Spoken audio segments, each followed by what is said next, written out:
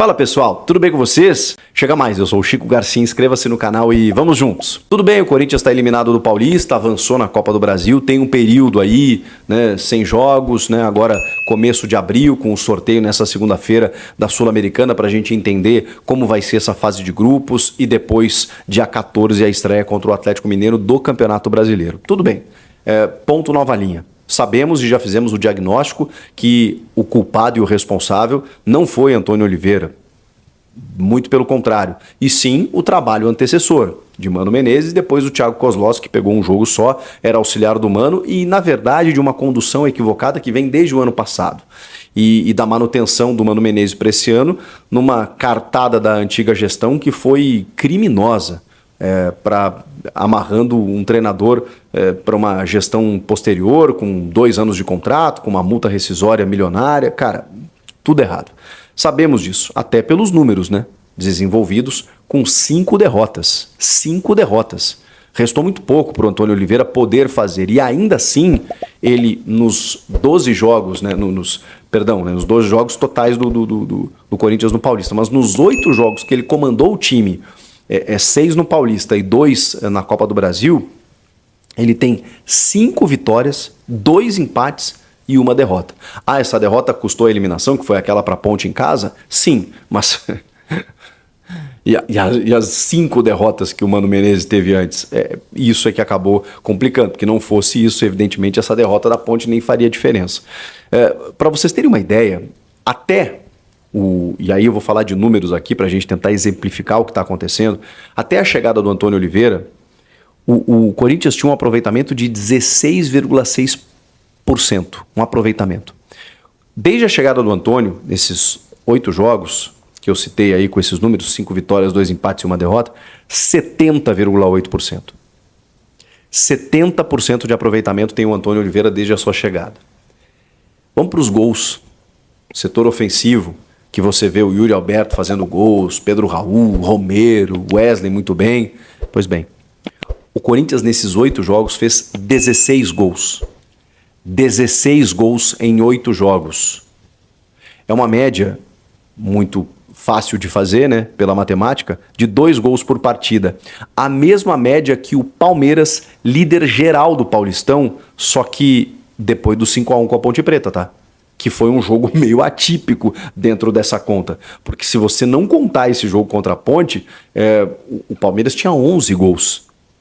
11 gols. Só que agora tem 16 também. Então, o Corinthians... E já está eliminado, tá? É que o Corinthians não jogou essa fase de quartas. O Palmeiras jogou e meteu 5-1. E só assim o Palmeiras igualou os 16 gols do Antônio Oliveira.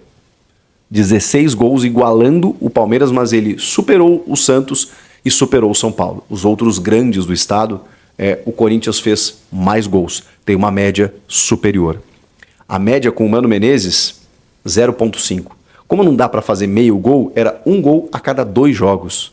A gente está falando de 3 gols em 6 jogos.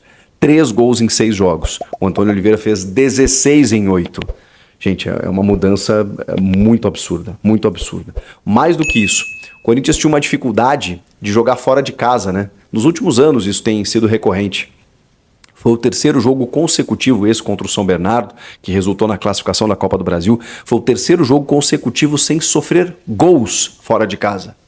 Cianorte, 3-0, Copa do Brasil. O Água Santa, com um time completamente mexido, misto, reserva, garotos, 0-0, não tomou gol. Carlos Miguel foi muito importante nesse jogo, inclusive. E o São Bernardo agora 2-0. Isso não acontecia desde 2021, em que o Corinthians não passava 3 jogos sem vazar como visitante.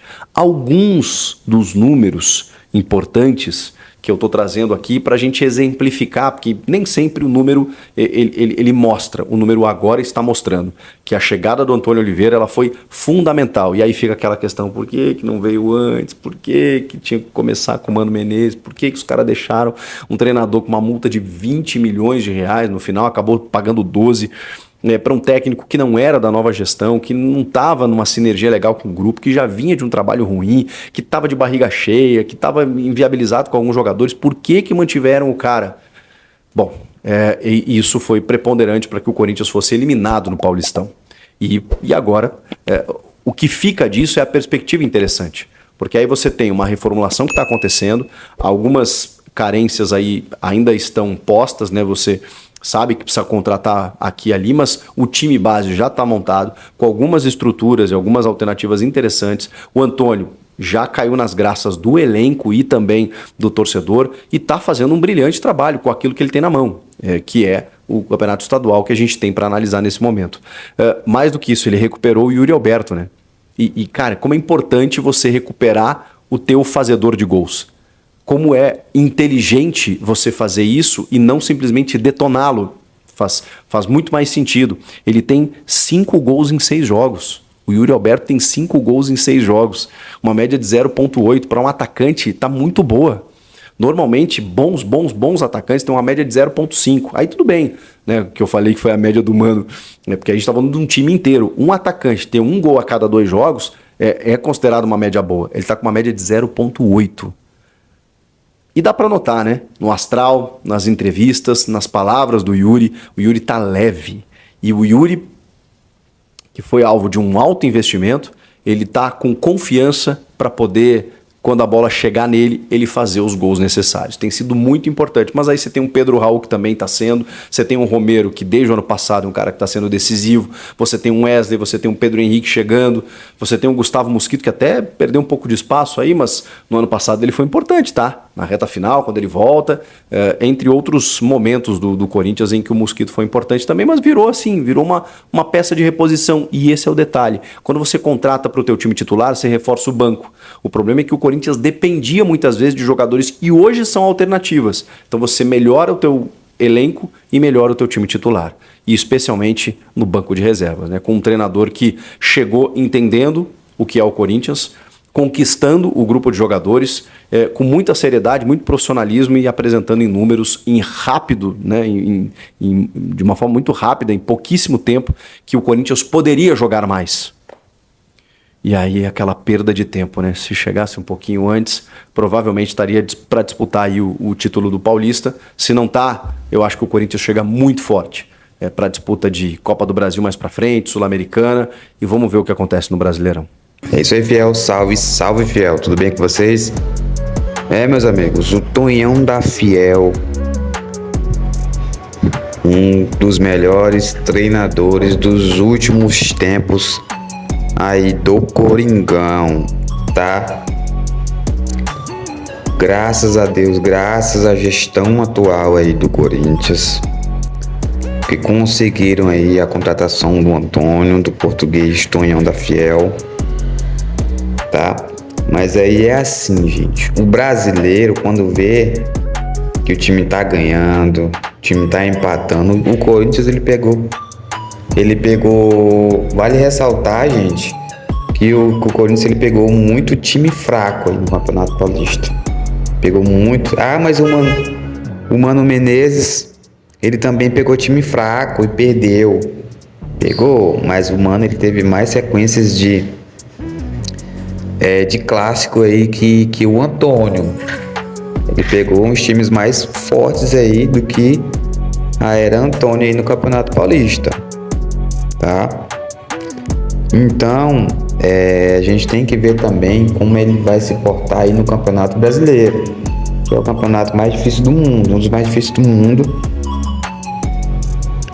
A gente tem que verificar também a sequência dele aí no Campeonato Brasileiro, como é que ele vai se portar no Paulista, na Copa do Brasil, né? Porque ele pegou um time muito fraco aí, que era evidente que quando você ganhar um time ruim, eu estou com um time passado, que era aquele time horrível, então com o time atual. Tá, mas de fato, eu não tô ficando não tô dizendo que o Antônio é um péssimo, que é ruim. Não, tô dizendo que ele é um ótimo treinador, assim. Ele tem a cara do Corinthians, ele tem raça, ele tem inteligência, ele joga pra frente, ele não é que nem um Mano Menezes que joga pra trás. Tanto é que ele no comando do Timão é o elenco que mais tá fazendo gol desde da era Luxemburgo, se eu não me engano, tá? Então com o Mano era pouquíssimos gols. Agora com ele, o Corinthians fez 16 ou foi 18 gols já nessa temporada, entendeu? Com o Mano fez 5 ou foi 6 gols, se eu não me engano. Então a diferença é absurda, né? Gritante. Por quê? Porque ele joga pra frente. O Mano não, o Mano é retranqueiro.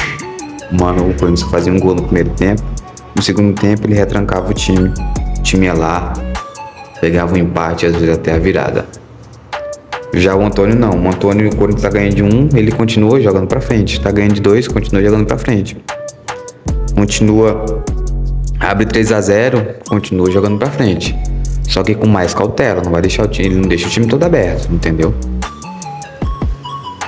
Mas é isso aí, na minha opinião, o Antônio sim, ele veio pra fazer história aí no comando do Corinthians e com certeza vamos conquistar muitos títulos aí com ele no comando do Corinthians, tá? Então é isso, se você curtiu o vídeo, deixa seu like, se inscreve no canal e ativa o sininho de notificações, porque todos os dias a gente posta novidades aqui no nosso canal Alerta Corinthians Oficial, beleza? Um forte abraço a todos, até o próximo vídeo, vai Corinthians!